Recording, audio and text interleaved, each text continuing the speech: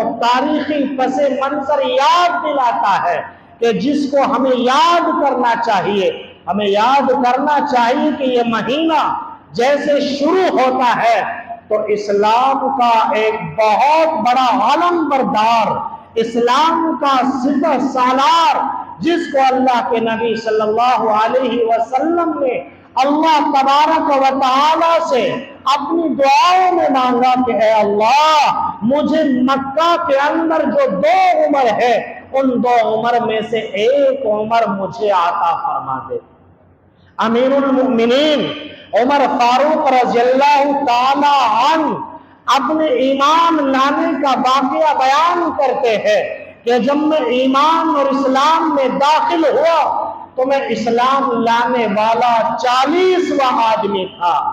آپ جب تک ایمان میں داخل نہیں ہوئے مسلمان دار ارقم میں چھپ چھپ کر نماز پڑھا کرتے تھے، اللہ کی عبادت کیا کرتے تھے. امیر المؤمنین عمر فاروق رضی اللہ تعالی عنہ نے کہا نماز کا وقت ہوا. اللہ کے نبی نے کہا کہ عمر آؤ دار ارقم میں نماز پڑھیں گے.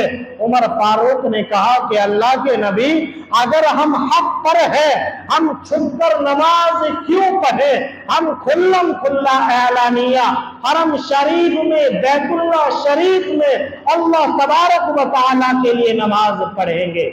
اللہ کے نبی صلی اللہ علیہ وسلم نے ایک جماعت جس کا امیر حضرت حمزہ امیر المؤمنین عمر فاروق اللہ تعالی عنہ کو بنایا، آپ کو بیت اللہ کی طرف روانہ کیا.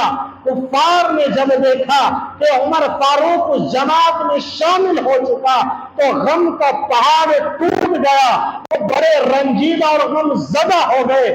اس لیے کہ عمر فاروق مکہ کے بہادر اور شجاع لوگوں میں شمار کیا جاتا، ان کی کمر توڑ دی گئی.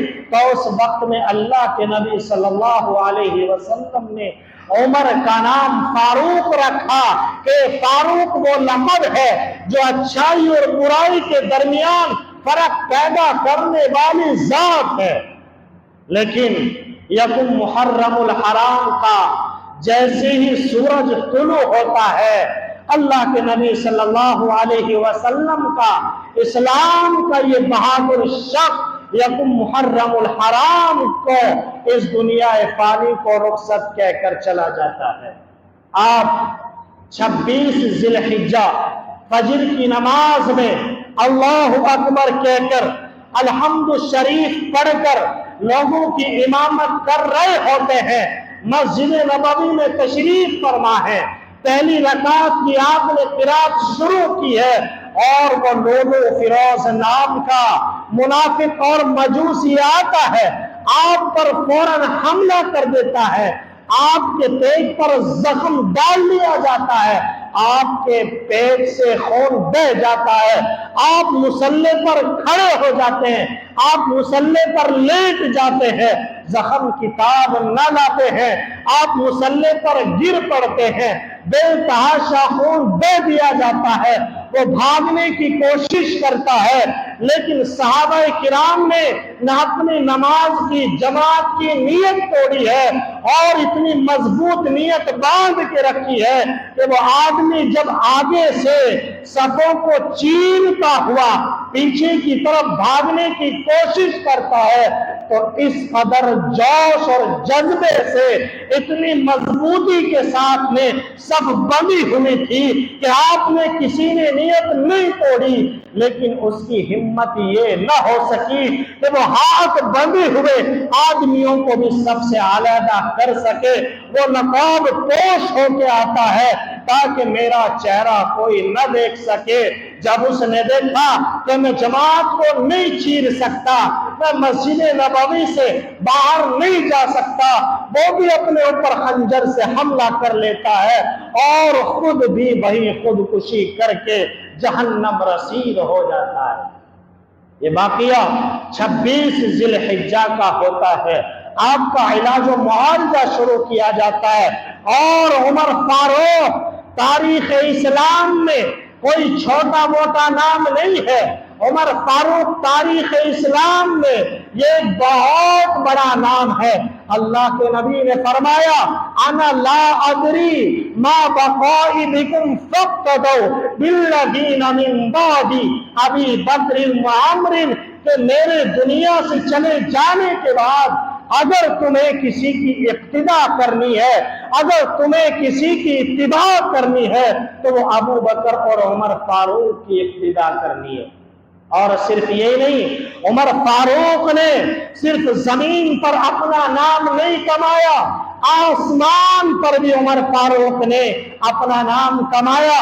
امیر المومنین عمر فاروق نے 10 سال 6 مہینے تقریباً 10 دن اس روئے زمین پر خلافت کی، بادشاہت کی۔ 22 لاکھ مربع میل سے زیادہ آپ نے سارے علاقے کو فتح کیا۔ اس وقت کی سپر پاور طاقت قیصر اور کسریٰ کو اگر کسی نے گھٹنوں کے بل زمین پر لٹایا تو وہ عمر فاروق رضی اللہ تعالی عنہ کی فتویٰ تھی۔ اور یہ بر صغیر کا، بر اعظم کا، افریقہ کا جو علاقہ اگر کسی اسلامی بادشاہ نے فتح کیا تو وہ عمر فاروق رضی اللہ تعالی عنہ نے فتح کیا۔ اور صرف یہی نہیں، قرآن کریم کی بہت ساری آیتیں وہ آیتیں ہیں کہ جو اللہ کے نبی صلی اللہ علیہ وسلم پر حضرت عمر فاروق کی رائے کے مطابق اتاری گئی۔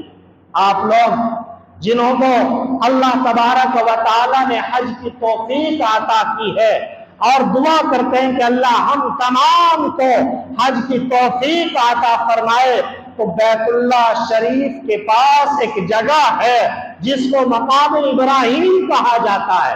وہاں حضرت ابراہیم کے پاؤں کے نشان موجود ہے، وہاں لوگ نماز پڑھتے۔ اس زمانے میں لوگ نماز نہیں پڑھتے تھے، بلکہ اصول یہ ہوتا کہ پہلے طواف کرتے، پھر صفا مروہ کی طرف جاتے۔ اللہ کے نبی صلی اللہ علیہ وسلم امیر المومنین حضرت عمر فاروق رضی اللہ تعالی عنہ کے ساتھ حج کے سفر پر موجود ہے۔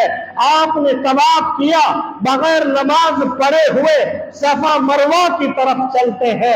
حضرت عمر نے آپ کا دامن پکڑا کہ اے اللہ کے نبی، بیت اللہ کے پاس جو ہم سب کے جد امجد اور جنہوں نے بیت اللہ کو تعمیر کرایا، اس جگہ پر کھڑے ہو کر آپ نے بیت اللہ کو تعمیر کرایا، میرا دل چاہتا ہے کہ مقام ابراہیم پر 2 رکعت نماز پڑھ لی جائے۔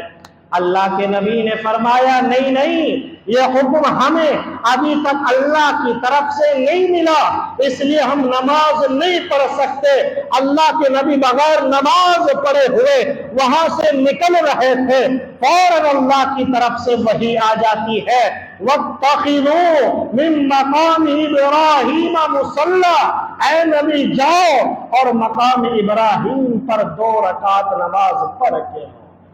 تو کس کی رائے کے مطابق اللہ تبارک و تعالی نے آیت اتاری۔ اور صرف یہی نہیں، آپ کو وہ بڑا مشہور واقعہ امی عائشہ صدیقہ رضی اللہ تعالی عنہا پر کچھ لوگوں نے الزام تراشی کی۔ آپ مسجد نبوی میں تشریف فرما، لوگوں کی رائے لی جا رہی ہے۔ بعض لوگوں نے یہ رائے دی کہ اے اللہ کے نبی، آپ کی ذات تو بڑی عظیم ہے، گناہوں سے پاک ہے، صاف ہے، ستھری ہے، ایک پلید مکھی بھی آپ کے بدن پر نہیں بیٹھ سکتی، تو جس عورت کے اوپر الزام لگا دیا جائے وہ آپ کے بستر پر کیسے لیٹ سکتی ہے؟ اس لیے ہمارا مشورہ، ہماری یہ رائے بنتی ہے کہ آپ ان کو اپنی زندگی سے علیحدہ کر لیا جائے۔ اس وقت میں عمر فاروق نے اپنی رائے دی، سبحانک ھذا بہتان عظیم، اے اللہ کے نبی، آپ کی ذات پاک ہے، آپ کی ذات صاف ہے، ایک پلید اور ناپاک مکھی آپ کے بستر پر آپ کے بدن کو نہیں چھو سکتی۔ تو اللہ تبارک و تعالی نے جو آپ کی زندگی میں زوجہ بنا کر امی عائشہ کو جو پیش کیا ہے وہ اللہ امی عائشہ کو داغدار نہیں ہونے دے گا۔ لیکن ابھی دن گزر رہے ہیں، لوگ الزام تراشی کر رہے ہیں۔ 18 آیتیں سورہ نور کے اندر اللہ تبارک و تعالی نے آپ نے نبی صلی اللہ علیہ وسلم پر اتاری، اور ایک آیت کا آخری جز وہ تھا جس کو عمر فاروق رضی اللہ تعالی عنہ نے اپنی زبان سے کہا تھا، سبحانک بہذا بہتان عظیم۔ یہ عظمت تھی عمر فاروق رضی اللہ تعالی عنہ کی۔ جنگ بدر کا موقع ہے، جنگ بدر میں قیدیوں کو لایا جاتا ہے، قیدیوں کو لانے کے بعد اب مشورہ کر لیا جاتا ہے کہ ان قیدیوں کو کیا کیا جائے، ان کو آزاد کیا جائے، ان کو قتل کیا جائے۔ تو اس وقت میں امیر المؤمنین عمر فاروق رضی اللہ تعالی عنہ نے جو اپنی رائے پیش کی وہ رائے اللہ تبارک و تعالی نے قرآن کریم کی ایک آیت کے اندر اتاری، لولا کتاب من اللہ سبق لمسکم فیما اخذتم عذاب عظیم۔ کہ لوگ کہ جن کو تم نے قید کر کے رکھا ہے آپ ان سے مواخذہ ضرور لیں گے۔ رائے کس کی تھی؟ عمر فاروق رضی اللہ تعالیٰ عنہ کی رائے تھی۔ اس لیے میرے بھائیوں، امیر المؤمنین سیدنا عمر فاروق رضی اللہ تعالیٰ عنہ جو مذہب اسلام کے، اسلامی لشکر کے، اسلامی فتوحات کے جو ایک عظیم شخصیت ہے، زمین پر جس کا نام، آسمان کی بلندیوں میں جس کا نام، جنہوں نے پہلی مرتبہ بیت المقدس کو بڑے سادہ انداز میں پیش کیا، سادہ انداز میں فتح کیا۔ مسلمان چاہتے تھے کہ ہم بیت المقدس کو تلوار کے زور پر فتح کریں گے، ہم لڑائی کر کر فتح کریں گے۔ وہ لوگ، انہوں نے انجیل کو پڑھا، انہوں نے توریت کو پڑھا، انہوں نے اللہ تبارک و تعالیٰ کی بھیجی ہوئی آسمانی کتاب میں بیت المقدس کو فتح کرنے والے کی پہچان کو پڑھا۔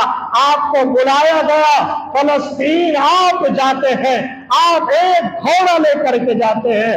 آپ نے اپنا خادم اسلم کو ساتھ لیا اور اسلم نے کہا، امیر المومنین آپ دوسرا اونٹ بھی لے سکتے ہیں، ایک اونٹ پر میں سوار ہوں گا، دوسرے اونٹ پر آپ سوار ہوں گے۔ امیر المؤمنین نے کہا نہیں، ہم ایک اونٹ پر سوار ہوں گے، کبھی آپ سوار ہوں گے، کبھی میں سوار ہوں گا۔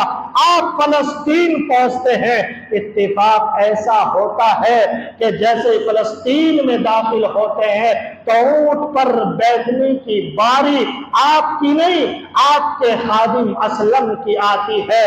جب وہ لوگ کہ اونٹ پر سوار ہو کر آ رہا ہے اور ایک آدمی ہے، اس نے اونٹ کی نکیل کو، اونٹ کی رسی کو پکڑے ہوئے ہے۔ انہوں نے وعدہ کر رکھا تھا کہ اگر توریت میں لکھی ہوئی پہچان کے مطابق اگر وہ آدمی بیت المقدس اور فلسطین میں داخل ہوتا ہے تو ہم بغیر کسی لڑائی کے، ہم بغیر کسی فساد کے بیت المقدس کو ان کے حوالے کر دیں گے۔ وہ خوش ہوئے کہ ایک آدمی بیٹھ کر آ رہا ہے، شاید ہو سکتا ہے کہ وقت کا امیر المومنین ہو۔